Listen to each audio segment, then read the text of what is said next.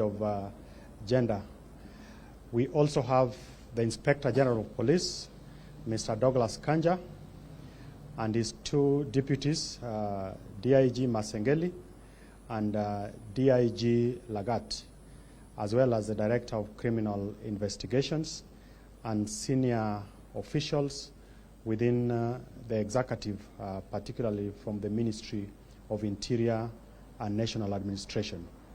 Without much ado, allow me to invite His Excellency the Prime Cabinet Secretary to speak to us. Karibu. Thank you. Good morning, everybody. Now,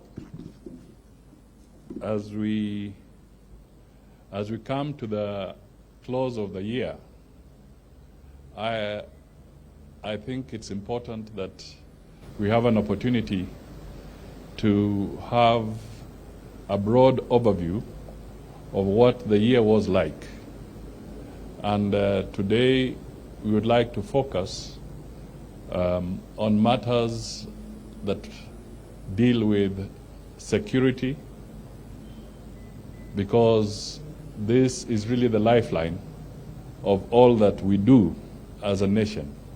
A secure nation allows you to do more, and we will be very balanced in what we convey to you, where we have had both successes and where we have also had challenges.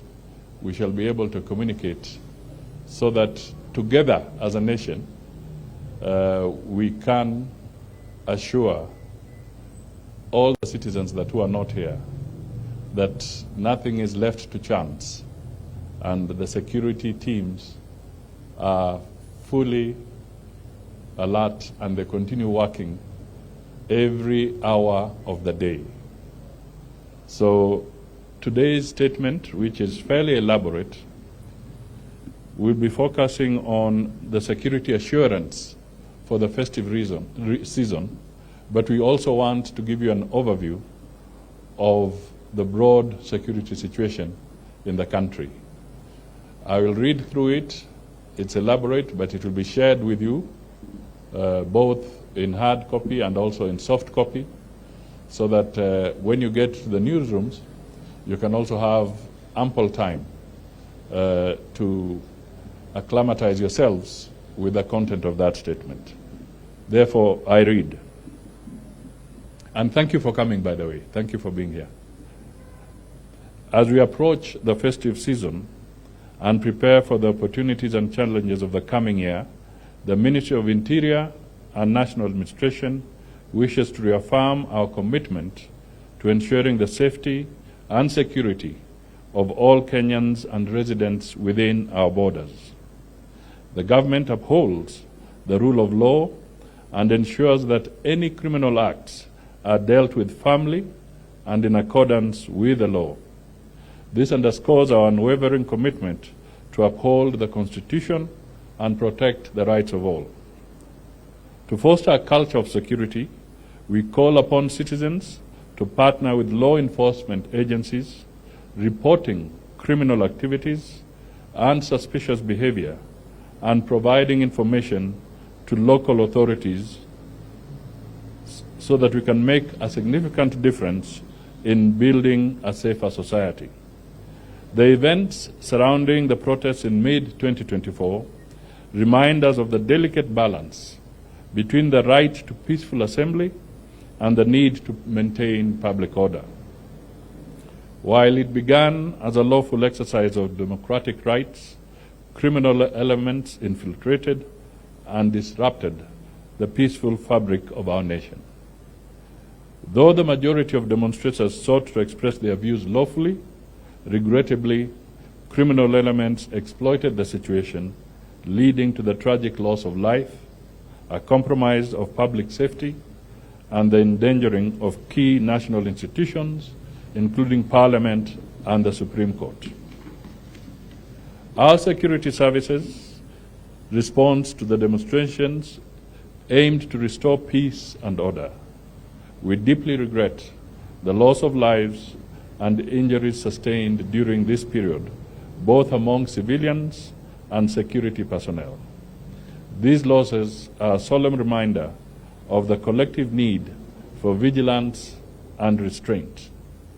In the recent past, social media has been misused to perpetuate a narrative that certain lawful arrests were abductions, when in fact those arrested are either awaiting trial or have been released after the necessary legal procedures. Some of the people allegedly kidnapped were safely reunited with their families, for instance, the two Kitengela brothers and activists. All arrests will be conducted within the bounds of the law, and we remain committed to upholding the principles of justice and due process. Any officer found contravening these principles will be held accountable.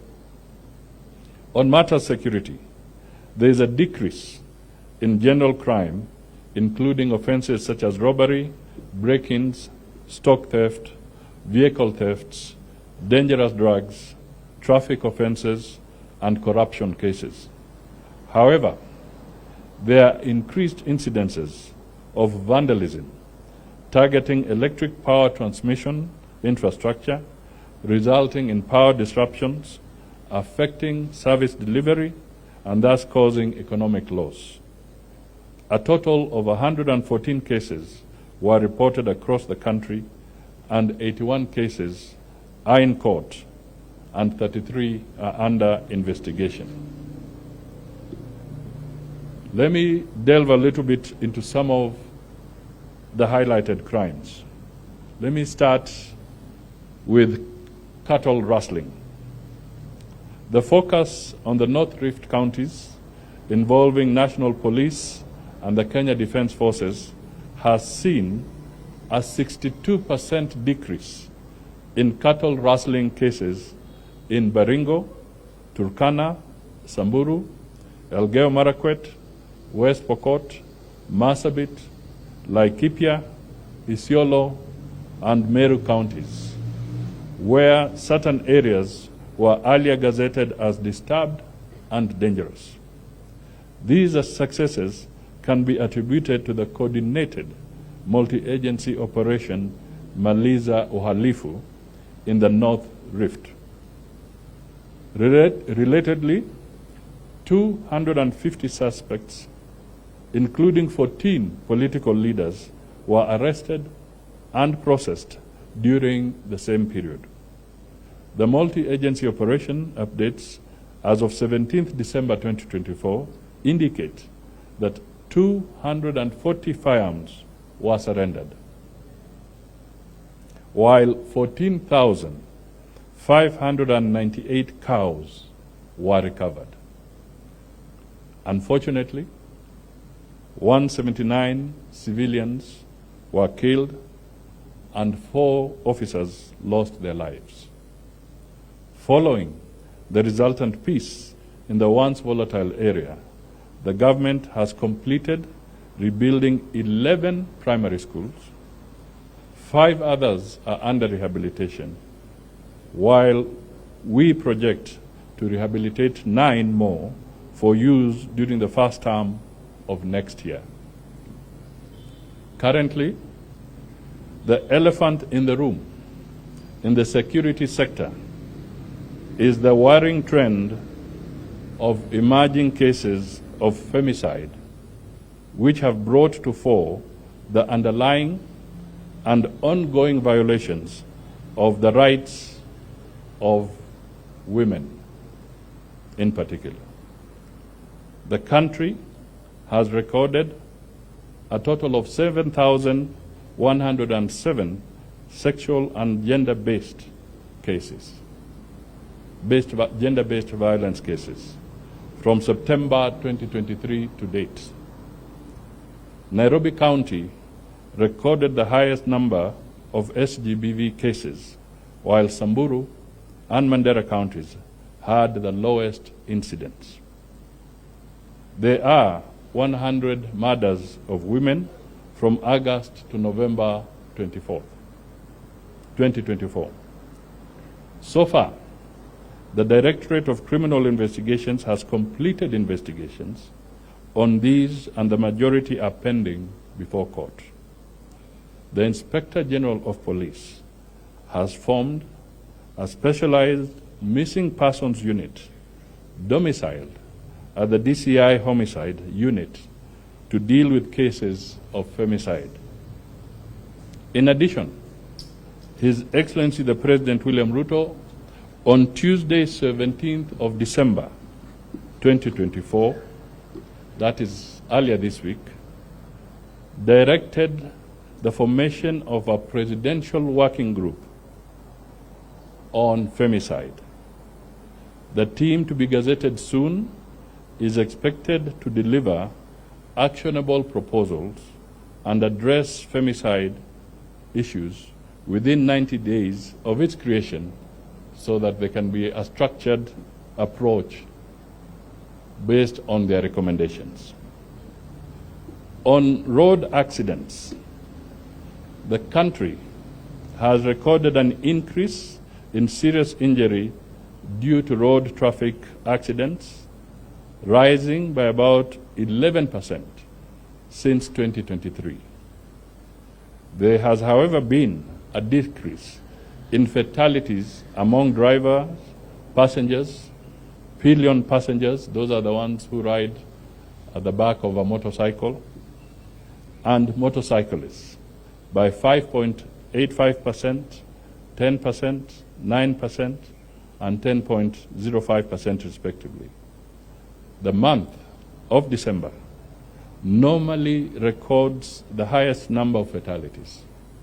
I therefore urge Kenyans in this festive season, especially public service vehicles, drivers, driving on long-distance trips, to be careful and drive safely. To ensure the safety of our people during the festive season, I give the following directives to our security enforcement officers.